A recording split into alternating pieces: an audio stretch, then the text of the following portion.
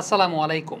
লিটন কুমার দাস প্রথম আলোতে একটা ইন্টারভিউ দিয়েছেন এবং সেই ইন্টারভিউটা পড়ে আমার কাছে মনে হয়েছে বাংলাদেশের ক্রিকেট ইতিহাসে অন্যতম ম্যাচিউরড একটা ইন্টারভিউ আমি পড়লাম। কারণ একজন ব্যাটসম্যান যখন নিজের লিমিটেশনের জায়গা, নিজের এক্সিকিউশনের প্রবলেমের জায়গাটা অ্যাড্রেস করতে পারেন, নোটিস করতে পারেন, তার মানে তার থিঙ্কিং প্রসেসের জায়গাটা আসলে কতটুকু স্ট্যান্ডার্ড সেটা আসলে বোঝা যায়, কতটুকু আপগ্রেডেড স্ট্যান্ডার্ডে আছে। লিটন বেশ কয়েকটা কথা বলেছেন। একটা কথা তিনি বলেছেন যে ইদানিংকালে আলোচনা হচ্ছে তিনি অফসাইডের বল লেগ সাইডে খেলেন, যেটা তিনি আগেও খেলতেন, কিন্তু এখন সেটা তার এক্সিকিউশনের প্রবলেম হচ্ছে। সত্যি কথা বলতে এই যে অফসাইডের বল লেগ সাইডে খেলার যে বিষয়টা, বাংলাদেশে যেহেতু কোর ক্রিকেট নিয়ে বিশ্লেষণটা সবাই করে না, খুব বেশি মানুষ করে না, অনফিল্ডের পর্দাতে আমরাই করি, বা ওই টাইমে আমি বিপিএলে কমেন্ট্রি করছিলাম, এই ব্যাপারটা নিয়ে আমি সর্বপ্রথম হয়তো বা কথাটা বলেছিলাম। লিটন হয়তো বা সেই কথাটাই বলেছেন। তবে এই কথাটাও সত্য যে আগেও তিনি অফসাইডের বল লেগ সাইডে খেলে রান করেছেন, এখন তার এক্সিকিউশনটা হচ্ছে না, এটা তিনি অ্যাড্রেস করতে পেরেছেন। এখন কেন এক্সিকিউশনটা হচ্ছে না, লিটন কিন্তু সেই ব্যাপারটা নিয়েও কথা বলেছেন। কারণটা হচ্ছে এখন তার স্কিলে একটা কনফিউশন কাজ করছে এবং সেই কনফিউশনটা তার স্কিলের উপর ইম্প্যাক্ট ফেলছে। কেন ফেলছে? শুরুর দিকে তার ক্যারিয়ারে তিনি প্র্যাকটিস করতেন কোথায়? তিনি প্র্যাকটিস করতেন রাজশাহীতে, প্র্যাকটিস করতেন বগুড়ায়, প্র্যাকটিস করতেন চট্টগ্রামে, যেখানকার উইকেট অনেক ভালো। ন্যাশনাল টিমে আসার পর প্র্যাকটিস তারা করেন মিরপুরে, যেখানে আলটিমেটলি উইকেটে বল পড়ার পর বল কেমন আচরণ করবে বোলার নিজেরাও জানে না। প্র্যাকটিস উইকেটগুলোর কথাই বলা হচ্ছে। প্র্যাকটিস করার সময়ও এই ধরনের উইকেটে যখন খেলেন তখন একজন ব্যাটসম্যানের নিজের স্কিলের প্রতি কনফিডেন্সটা আসলে গ্রো করে না, তখন একজন ব্যাটসম্যানের স্কিলের উপর ইম্প্যাক্ট ফেলে, তখন একজন ব্যাটসম্যানের কনফিউশন কাজ করে। কারণ একই ধরনের গ্রিপিংয়ে একটা বল একই জায়গায় পিচ করার পর কোনোটা বেশি টার্ন করছে, কোনোটা আবার স্ট্রেট আসছে, কোনোটা আবার লো হয়ে যাচ্ছে। সো আলটিমেটলি এইটা ব্যাটসম্যানের স্কিলের উপর অনেক বেশি মাত্র ইম্প্যাক্ট ফেলে। কারণটা হচ্ছে কনফিউশন। কারণ তিনি কনফিউজড থাকেন যে আসলে বলটা কী মুভ করবে। ওই চিন্তা করতে করতে আলটিমেটলি আগে যখন তার একদম প্রপার মাসেল মেমোরিটা ছিল, এটাকে কোচিংয়ের পরিভাষায় আমরা বলি মাসেল মেমোরি, আগে যখন তার প্রপার মাসেল মেমোরির জায়গাটা ছিল তখন হয়তো ওই অফসাইডের বল লেগ সাইডে যখন খেলছেন সেটাকে কনফিডেন্টলি খেলছেন, ফুল শট খেলছেন, যেটা তার মধ্যে কোনো কনফিউশন নাই। এখন যেটা হচ্ছে ওই যে মিরপুরে প্র্যাকটিস করতে করতে এই স্কিলটাই মাসেল মেমোরি থেকে অনেকাংশে হারিয়ে গেছে বা অনেকাংশে ভ্যানিশ হয়ে গেছে, যে কারণে এটা তার এক্সিকিউশন আসলে প্রবলেম ক্রিয়েট করছে।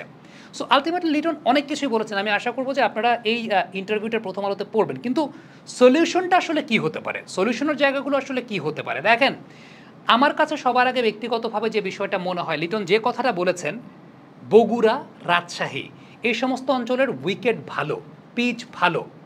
আমাদের এখানে যখন এইচপি ট্রেনিং করানো হয়, আমাদের এখানে মিরপুরে সবাই মিলে একসঙ্গে এইচপি ট্রেনিং করানো হয়, একদম জগা খিচুড়ি মাখিয়ে সবাই একসঙ্গে এইচপি ট্রেনিং করে। আমার ব্যক্তিগত মতামতের জায়গাটা হচ্ছে আমাদের 3টা বা 4টা আলাদা আলাদা সেন্টার থাকা উচিত। ব্যাটিং সেন্টার থাকা উচিত, সেটা থাকা উচিত রাজশাহীতে। স্পিন বোলিং সেন্টার থাকা উচিত, সেটা থাকা উচিত বগুড়াতে। পেস বোলিং সেন্টার থাকা উচিত, সেটা থাকা উচিত কক্সবাজারে।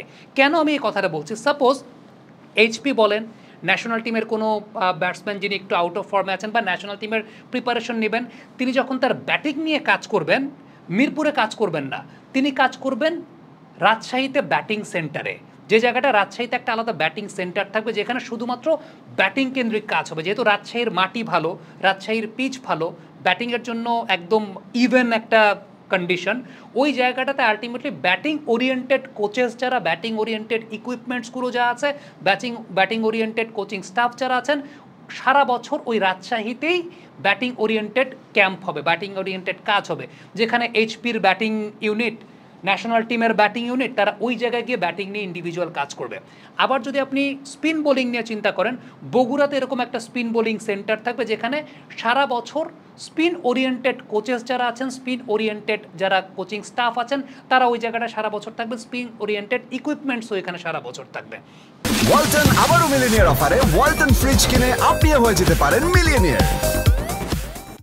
এইচপি বলেন, ন্যাশনাল টিম বলেন, এ টিম বলেন, যার যখন ডিমান্ড অনুযায়ী তারা সেই জায়গায় যাবে। খুব সিম্পল একটা ব্যাপার। সাপোজ একটা ব্যাটসম্যান যদি চিন্তা করে যে আমার একটা ইন্টারন্যাশনাল সিরিজ খেলার পর আমার মাঝখানে কয়েকদিন ব্রেক আছে, ওই সময়টায় একদম ফ্লাইট ডিস্টেন্সে আছে, ঢাকা এয়ারপোর্ট থেকে ফ্লাইট নিয়ে রাজশাহী চলে যাবে, রাজশাহী চলে গিয়ে ব্যাটিং নিয়ে কাজ করে আবার 3 দিন 4 দিন পর ফেরত আসবে। ব্যাপারটা আসলে সেরকমই হতে পারে। এখন সব কিছু যদি আপনি মিরপুরের মধ্যে একটা জগা খিচুড়ি করেন, তাইলে এটা কাজটা ওইভাবে হবে না। পেস বোলারদের ক্ষেত্রে আমি কক্সবাজারের কথা বললাম, কক্সবাজারের কথা আমি কেন বললাম, ওইখানে বালি আছে, পেস বোলারদের ফিটনেস রিলেটেড কাজগুলো করা যায়, বা ওইখানে আপনি আলাদা একটা সেন্টার গঠন করতে পারেন। সো আমরা যদি পেস বোলিং, স্পিন বোলিং এবং ব্যাটিং তিনটাকে আমরা আলাদা ভাগ করে তিনটা আলাদা সেন্টার গঠন করি এবং এমন এমন জায়গায় যেখানকার কন্ডিশনটা তৈরি করাটা সহজ। ব্যাটিংয়ের জন্য রাজশাহীর যে মাটি, রাজশাহীর মাটির আন্দাজ অনুযায়ী, রাজশাহীর উইকেটের আন্দাজ অনুযায়ী ওইখানে ব্যাটিং সেন্টার তৈরি করাটা সহজ।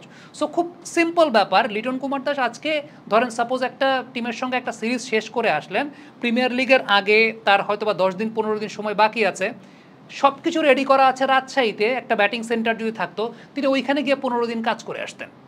খুব সিম্পল ব্যাপার। আর এইচপির জায়গাটা আমাদের যেটা হয় যে নতুন প্লেয়ারদের স্কিল ডেভেলপমেন্টের জায়গাটা তো আসলে এইচপির জায়গাটায় থাকে, ওই জায়গাটা একদম জগা খিচুড়ি মিলিয়ে আমরা যখন কাজটা করি তখন আসলে কাজটা একেবারেই হয় না। সো এইটাকে যদি আমরা এইচপি ট্রেনিংটাকেও যদি আমরা 3 ভাগে ভাগ করতে পারি, তাইলে পরে অন্তত 3 মাস তারা বা 2 মাস তারা বা 1 মাস তারা ইন্ডিভিজুয়ালি ওই সমস্ত সেন্টারগুলো থেকে ট্রেনিং করে দেন সবাই মিলে একসাথে এসে মিরপুরে তারা ট্রেনিং করুক, কোনো সমস্যা নেই। সেটা যদি হয় তাইলে পরে আসলে আপনি ধরে ধরে স্কিল সেট আপটা করতে পারবেন।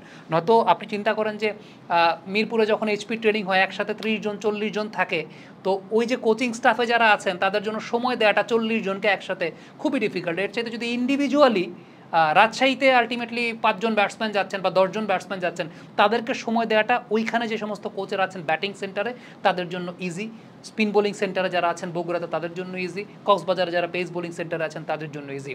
সো আমার কাছে মনে হয় যে লিটন কুমার দাস খুব ভ্যালিড একটা পয়েন্ট বলেছেন, খুব চমৎকার একটা ইন্টারভিউ দিয়েছেন, বাট এই যে স্কিল সেট আপ তৈরি হওয়ার যে জায়গাটা, সেখানে আমাদের পরিকল্পনার একটা অনেক বড় ঘাটতির জায়গা আছে। কমেন্ট বক্সে আপনাদের মন্তব্য মতামত জানতে চাই।